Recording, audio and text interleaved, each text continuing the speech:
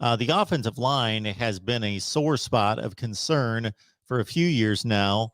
And based on this 2021 class, there's not going to be a whole lot of help coming at this point.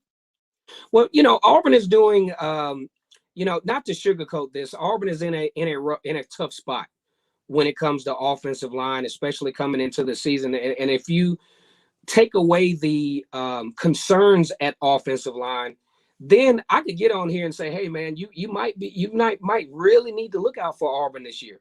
But when you have a situation where the offensive tackle, the left tackle opposite Bo Nix, is just a position that Auburn has not been able to fill consistently at a high level. If Auburn can't find a reliable left tackle to protect either Bo Nix, Demarcus Davis, or whoever is the quarterback's back shoulder, and that quarterback has trust in that position, then you're going to be in pretty bad shape.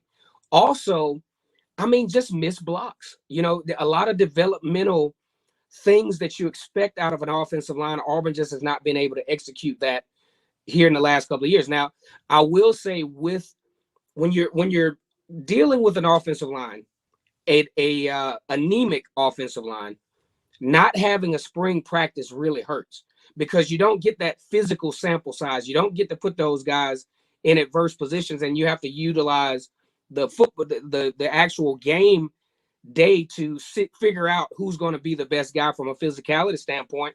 Auburn was actually moving in the right direction, but then you get last season, but then you get an injury to Brandon Council. Then other guys started to become injured, and now you just have a skeleton crew rolling into the rest of the season, and it just didn't work out. But here's some good news.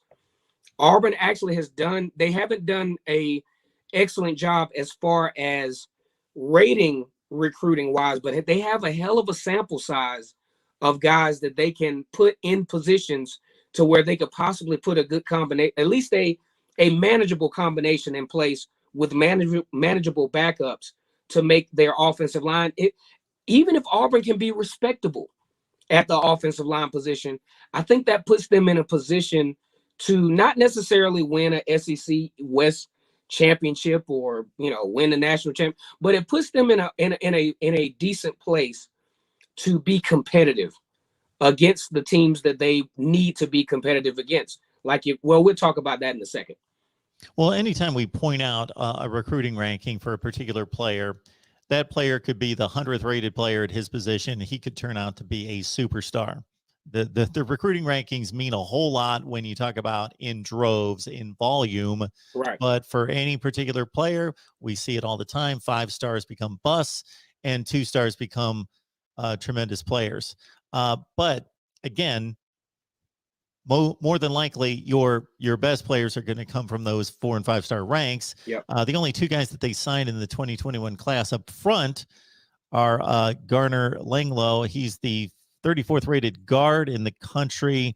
They also signed Colby Smith, who's the 50th rated offensive tackle in the country. So again, not necessarily guys that, based on the recruiting rankings, you would expect to become all SEC kind of performers, but we'll just have to wait to see them on campus, and only one's going to break in spring ball as well.